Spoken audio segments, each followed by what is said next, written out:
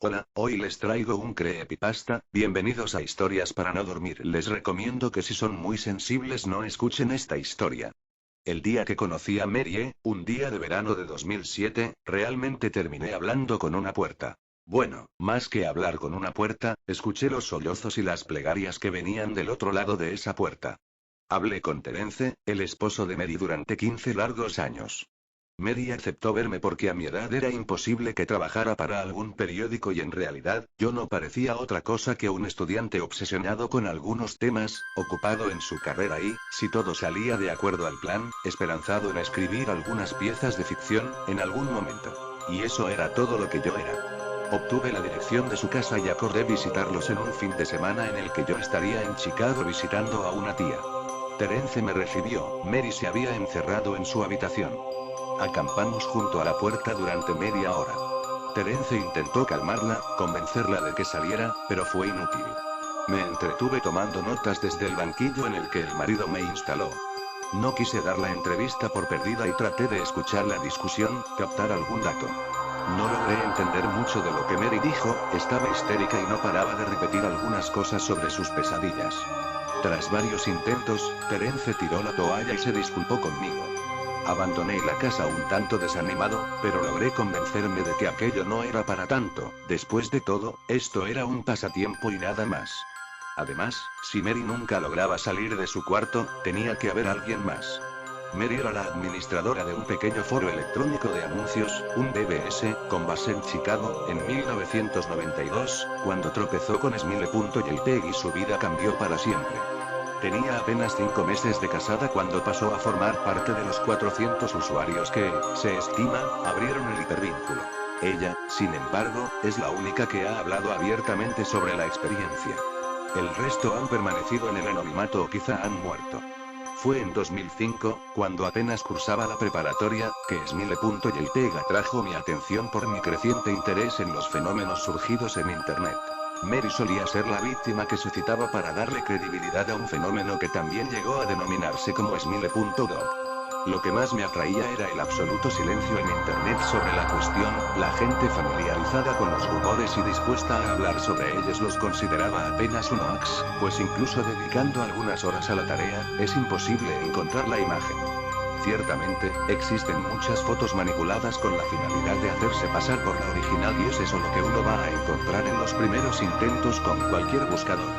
A la imagen original se le atribuyen efectos colaterales muy significativos. Ansiedad aguda, delirio y en algunos casos, epilepsia. Creo que ese es el principal motivo de que el archivo sea apenas una sombra, un fantasma que suele mencionarse de vez en cuando. La censura del tópico se apoya en el escepticismo o en el miedo. Ni Smile.jpg, ni Smile.doc son mencionados en Wikipedia aunque virales más escandalosos como Goapse, Ello.jpg, o 2Girls1Q, cuentan con su propia entrada.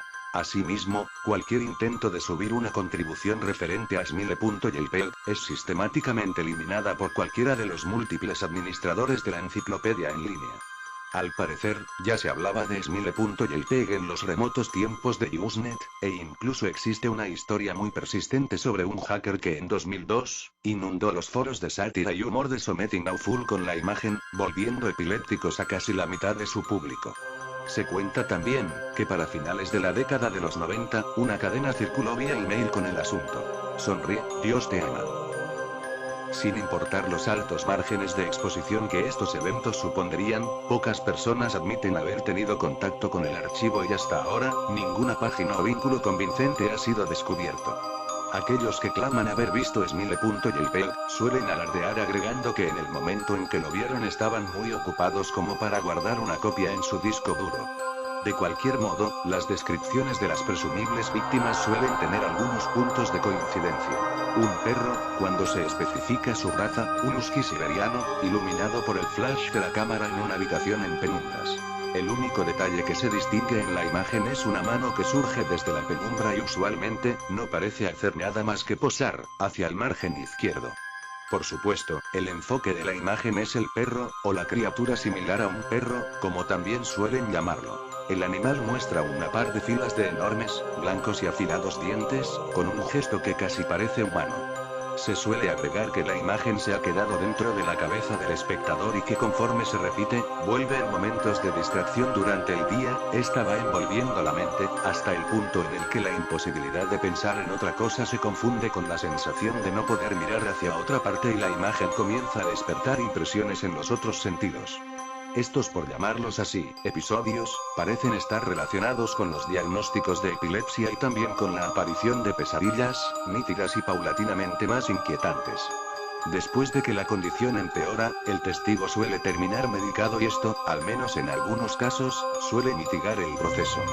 Supongo que el tratamiento que Mary tomaba, no fue parte de esos casos. Después de regresar de Chicago, me dediqué a enviar mensajes de solicitud a varios grupos de noticias, foros, sitios y listas de correo, esperando encontrar el nombre de algún supuesto testigo de Smile. Y el PEC que sintiese la necesidad de dar su testimonio. Pasó demasiado tiempo sin ninguna respuesta y en algún momento, mi curiosidad comenzó a apagarse. Me encontraba camino a exámenes finales. Mary me envió un mail, a principios de marzo de 2008. Para jml@***.com de enerma@****.net. Asunto: la entrevista del año pasado. Todavía tengo mucha vergüenza por el modo como te traté cuando me visitaste. Espero comprendas que no tuviste nada que ver con esto, fue por mis problemas y creo que hubiera podido ser más amable y espero que me perdones. Tenía mucho miedo. Me siento acosada. He vivido así durante 15 años. El perro viene a mí en mis sueños, cada noche. Sé que parece mentira, pero es cierto.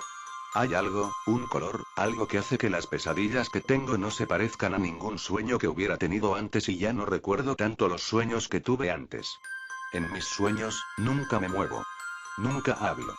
Simplemente estoy mirando la escena de esa foto horrible, veo la mano, veo el perro y el perro habla. He pensado qué hacer durante mucho tiempo y he tenido mucho tiempo para pensarlo. Me imagino que se lo hubiera podido enseñar a algún compañero, a algún extraño, incluso a Terence aunque la idea no me gustara.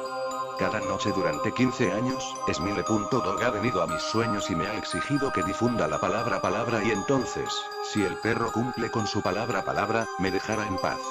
Lo que me detiene es pensar en lo que haría si me miente y si no la cumple. Y si todo se pone peor después de que lo obedezca, entonces ¿qué? Así que nunca le he hecho caso. Durante 15 años mantuve el disquete escondido entre mis cosas. Todas las noches viene y me exige que difunda su palabra. Pero yo he aguantado. Muchos de mis amigos del foro, los que vieron el archivo, dejaron de postear y luego se mataron. Otros simplemente desaparecieron y no supe más de ellos. Son los que más me preocupan. ¿Qué decidieron?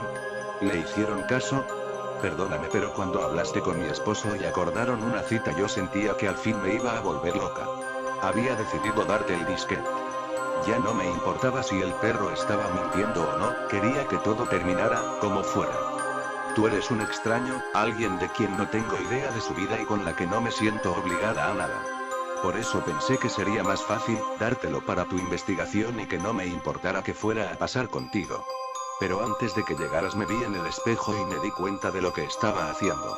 Estaba a punto de arruinar tu vida para siempre. No pude soportarlo, todavía no puedo. Tengo mucha vergüenza de lo que estuve a punto de hacerte y todo lo que espero es que esta advertencia haga que recapacites y dejes de buscar el archivo. Porque puede que te encuentres con alguien más débil o más inconsciente y no dude en obedecer sus palabras. Todavía estás a tiempo de detenerte. Sinceramente, Mary. Terence me llamó unos días después, estaba en la ciudad y quería verme, lo cité en un café. Mary se había suicidado. Después de cremarla, había decidido revisar sus cosas, sus cuentas de correo y su ordenador. Fue hasta que me contó que había dado con el email que su esposa me mandó, que me di cuenta del verdadero estado en el que se encontraba. Era poco lo que quedaba del carácter afable y seguro con el que me había encontrado el año pasado. Me pidió que hiciera caso de lo que su esposa me había advertido. Había encontrado el disquete, etiquetado simplemente como Dog, en una estantería, en medio de un libro. Lo había roto y le había prendido fuego hasta volverlo nada más que un pedazo de plástico negro y retorcido. Silbó, me dijo. Noté su rostro palidecer mientras intentaba tragar saliva y luchaba por explicarme, por encontrar las palabras correctas para explicarme la cosa. Silbó, la cosa, y trató de disimular el tono de su voz, el temblor de sus manos, dándole un trago a su taza de café. Y la cosa aulló cuando se estaba quemando y noté el cambio en su cara, conforme se daba cuenta de lo que me estaba diciendo como si fuera un animal, vivo. Me conmovió, quizá demasiado. Tengo que admitir que no supe cómo manejar mi encuentro con Terence. Si esto era una broma, era una muy buena. Pensaba, para calmarme, que todo era un engaño. Parecían una pareja seria, pero hey, quién sabe, quizás solo se habían estado divirtiendo. Luego encontré el obituario de Mary e incluso, encontré una pequeña nota que cubría su muerte en la sección policíaca de un tabloide de Chicago. Estaba muerta, al parecer, aunque ni la nota ni el obituario decían nada acerca de un suicidio. Decidí abandonar definitivamente mi pasatiempo, sobre todo porque estaba por finalizar el semestre y tenía que concentrarme en los exámenes. El mundo tiene formas extrañas de ponernos a prueba. Casi después de un año completo de que viera al esposo de Mary, recibí otro mail. Para jml@***.com de el Zairo82 @***.com. Hola.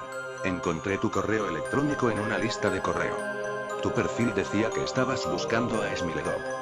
Yo la vi y no es tan mala como todo el mundo dice. La adjunto.